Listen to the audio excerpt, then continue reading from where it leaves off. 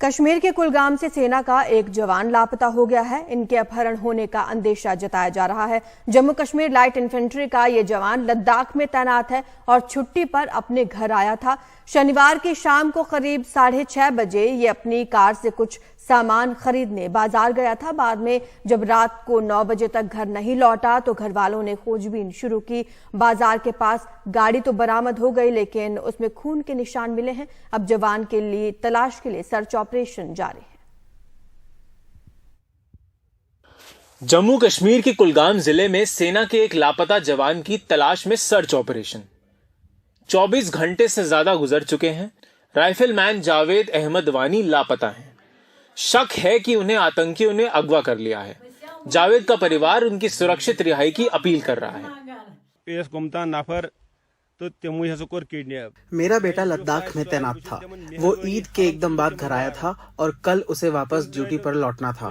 वो पिछली शाम कुछ खरीदने बाजार गया। रास्ते में कुछ लोगों ने रोककर उसे अगवा कर लिया। मैं उनसे अपील करता हूँ, कृपया मेरे बेटे को छोड़ दें। Javed Ahmed Jammu Kashmir light infantry regiment से हैं और लद्दाख में तैनात हैं। वो ईद के करीब अपने घर आए और कल उन्हें फिर से ड्यूटी पर लौटना था। शनिवार की शाम को वो घर से सामान खरीदने के लिए बाहर बाजार निकले। वो ऑल्टो कार चला रहे थे, जिसे अपहरणकर्ताओं ने रोक लिया। आज सुबह बाजार के पास खाली कार मिली। रिपोर्ट के मुताबिक कार में खून के धब्बे लगे थे। जावेद की मां ने एक वीडियो मैसेज जारी कर माफ करने और वापस लौटने की मांग की है। हमें माफ कर दो, मेरे बेटे को छोड़ दो, मेरे जावेद को छोड़ दो। मैं उसे सेना में काम नहीं करने दूंगी, लेकिन कृपया उसे छोड़ दो। इससे पहले भी कई बार छुट्टी पर लौटे जवानों का अपहरण हो चुका है और कुछ की आतंकवादियों ने हत्या भी कर दी। 2 साल पहले ही शाकिर मंजूर नाम के एक जवान का शव शोपिया से लापता होने के 13 महीने बाद मिला था। 24 घंटे से ज्यादा वक्त हुआ है और अभी तक आधिकारिक तौर पे ये नहीं बताया गया है कि राइफलमैन जावेद अहमद किन हालात में लापता हुए और कौन उसके पीछे है। परिवार एक तकलीफदेह इंतजार में है। उनकी सबों से ये अपील है कि उनके बेटे को सही सलामत अपने घर वापस भेजा जाए। और दूसरी तरफ सुरक्षा फोर्स ने एक बड़ा तलाशी अभियान वहां शुरू किया है ताकि राइफलमैन जावेद को सही सलामत बरामद किया जाए। श्रीनगर से नजीर मसूदी, एनडीटीवी इंडिया के लिए। गैंगस्टर सचिन बिश्नोई से जुड़ी हुई खबर है। सूत्रों के हवाले से यह खबर मिल रही है कि गैंगस्टर को भारत लाने की तैयारी हो रही है। सुरक्षा एजेंसियों की टीमें अजरबैजान रवाना हो चुकी हैं। दिल्ली पुलिस की स्पेशल सेल की टीम भी अजरबैजान पहुंच रही है। सचिन बिश्नोई सिद्धू मूसेवाला मर्डर केस का मास्टरमाइंड बताया जाता है। अगले 2 दिन में ये टीम सचिन बिश्नोई को लेकर दिल्ली पहुंचेगी। उसके बाद उससे पूछताछ का सिलसिला शुरू होगा। गैंगस्टर सचिन बिश्नोई अभी अजरबैजान में ही हिरासत में है।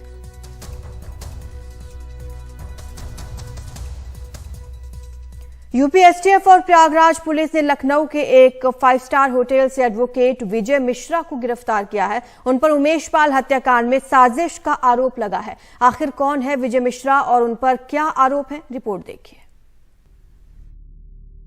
उमेश पाल हत्याकांड की साजिश में शामिल होने का आरोपी advocate Vijay Mishra UP STF और प्रयागराज पुलिस की ज्वाइंट टीम ने विजय मिश्रा को लखनऊ के एक 5 स्टार होटल से शनिवार रात गिरफ्तार किया। सूत्रों के मुताबिक उनके साथ एक महिला भी थी। अधिवक्ता उमेश पाल हत्याकांड में वांछित अभियुक्त विजय मिश्रा को गिरफ्तार कर लिया गया है और इसमें पुलिस के द्वारा अग्रिम वैधानिक कार्रवाई की जा रही है। विजय मिश्रा प्रयागराज के जाने माने एडवोकेट हैं और जिला अदालत से लेकर हाई कोर्ट तक अतीक अहमद और उसके परिवार के सभी मुकदमों की पैरवी करते रहे हैं। पुलिस सूत्रों का दावा है कि उमेश पाल के शूटरों को विजय मिश्रा ने ही हत्या के पहले उमेश पाल की लोकेशन बताई थी। उमेश पाल की हत्या की साजिश के लिए वो कई बार अतीक अहमद के भाई अशरफ से बरेली जेल में मिले। आरोप है कि इसी साल मई में विजय मिश्रा ने प्रयागराज के प्लाईवुड कारोबारी से अतीक का नाम लेकर 3 करोड़ रुपए की रंगदारी मांगी। ऑडियो वायरल होने के बाद पुलिस ने उसके खिलाफ रंगदारी का केस दर्ज किया। विजय मिश्रा पर कुल 9 आपराधिक केस दर्ज हैं। पूर्व विधायक राजू पाल हत्याकांड में गवाह उमेश पाल की हत्या इसी साल 24 फरवरी को हुई थी। उमेश पाल के साथ उनके गनर भी मारे गए थे। पुलिस के मुताबिक विजय मिश्रा अतीक अहमद का बेहद करीबी है। पुलिस ने विजय मिश्रा को प्रयागराज कोर्ट में पेश किया। कोर्ट ने उसे न्यायिक हिरासत में जेल भेज दिया है।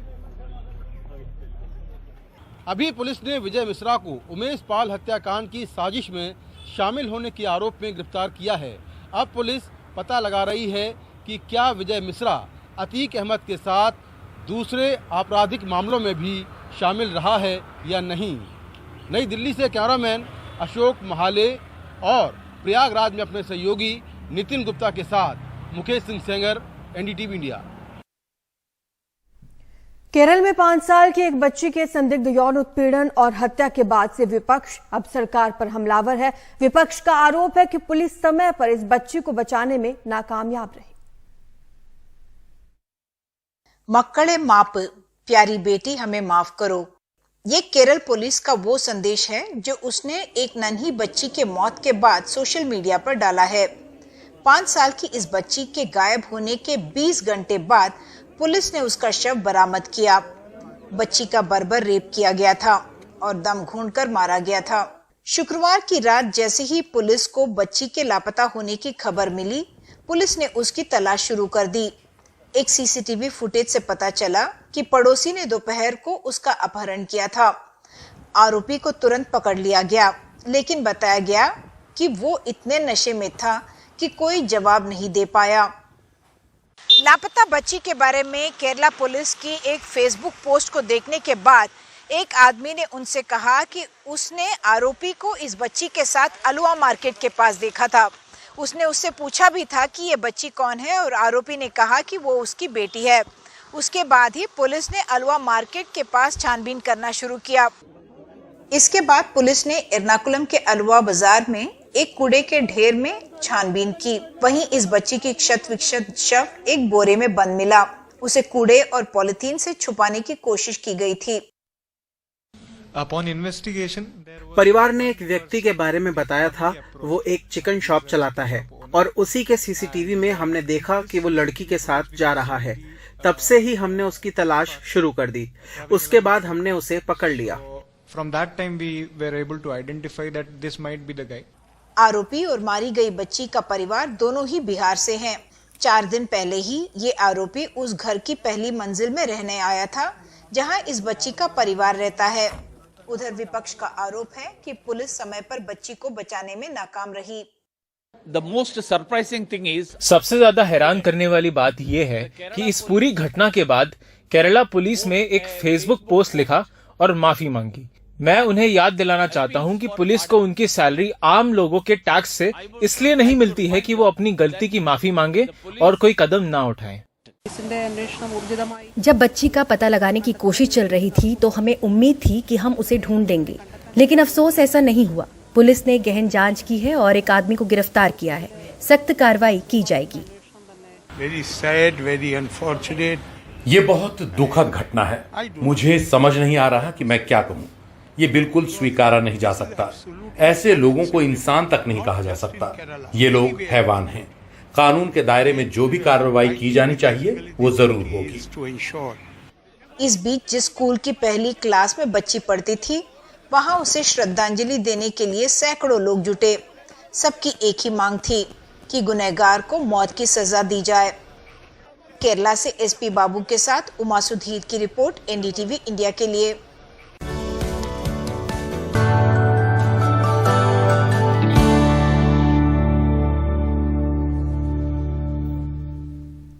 अमेरिकी राष्ट्रपति चुनाव के दौर में भारतीय मूल के हर्षवर्धन सिंह ने भी शामिल होने का फैसला किया है। उन्होंने रिपब्लिकन पार्टी की ओर से नामांकन की दौड़ में शामिल होने का ऐलान किया। भारतीय मूल के 2 और उम्मीदवार पहले ही ऐसा दावा ठोक चुके हैं। तीनों रिपब्लिकन पार्टी से हैं और ट्रंप की उम्मीदवारी को चुनौती देने की कोशिश में हैं। अमेरिका में भारतीय मूल के इंजीनियर हर्षवर्धन सिंह 2024 के व्हाइट हाउस चुनाव की दौड़ में उतर रहे हैं। 38 साल के हर्षवर्धन रिपब्लिकन पार्टी से उम्मीदवारी के लिए मैदान में आ रहे हैं। उनका दावा है कि वे अमेरिका फर्स्ट में भरोसा करने वाले कंजर्वेटिव हैं और शुरू से ही रिपब्लिकन रहे हैं। अमेरिका के पारिवारिक मूल्यों, माता पिता के अधिकारों आदि पर लगातार हमले हो रहे हैं। पिछले कुछ सालों में जो बदलाव लाए गए हैं, जरूरत है कि उसे पलटा जाए ताकि अमेरिकी मूल्य बहाल किए जा सकें। इसके लिए मजबूत नेतृत्व की जरूरत है। निकी हेली और विवेक रामास्वामी भारतीय मूल के ये दो नेता पहले से ही राष्ट्रपति पद के रिपब्लिकन उम्मीदवार की दौड़ में हैं। साउथ कैरोलिना की पहली महिला और अल्पसंख्यक गवर्नर रह चुकी निकी हेली कहती हैं कि वक्त नई पीढ़ी को नेतृत्व सौंपने की है। ये नई पीढ़ी के नेतृत्व का समय है ताकि वित्तीय जिम्मेदारियों को बहाल किया जा सके, सीमा की सुरक्षा की जा सके और हमारे उद्देश्य, हमारे गर्व और देश को मजबूत किया जा सके। विवेक रामास्वामी एक उद्योगपति हैं और अपने अभियान पर खुद खर्च कर रहे हैं। अगर ये चुने गए तो अमेरिकी इतिहास में सबसे युवा राष्ट्रपति होंगे। हम एक देश के तौर पर बहुत फिसलन भरी राह पर हैं। मुझे लगता है कि हम देश के तौर पर नाकाम हो जाएंगे। मैं राष्ट्रपति पद की दौड़ में इसलिए हूँ ताकि देश को बहाली की ओर ले जाऊं।